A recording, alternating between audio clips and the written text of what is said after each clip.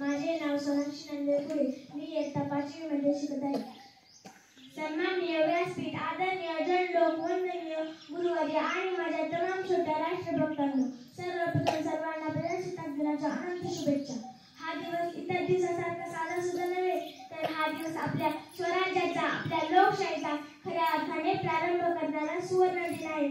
आज या पवित्र दिनी आणि या मंगल क्षणी गौरवशाली इतिहासाचे साक्षीदार असणाऱ्या आपल्या भारत मातेचा कण आणि कण, आपल्या पराक्रमाची गाथा आणि कथा आपल्या लेकरांना सांगण्यासाठी जणू आज सादर झालं तसं मग.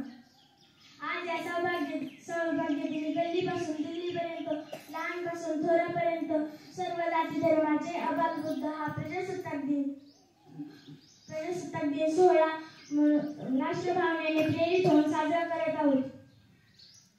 आज सरद शेवटी या शुभ प्रसंगी देशसेवेसाठी आपले सर्वस्व अर्पण करणाऱ्या महात्मा गांधी, लोकमान्य टिळक, नेताजी सुभाषचंद्र बोस, लोकमान्य टिळक, पंडित नेहरू या सर्व वीरांना त्रिवार वंदन. एवढे बोलून मी माझी भाषण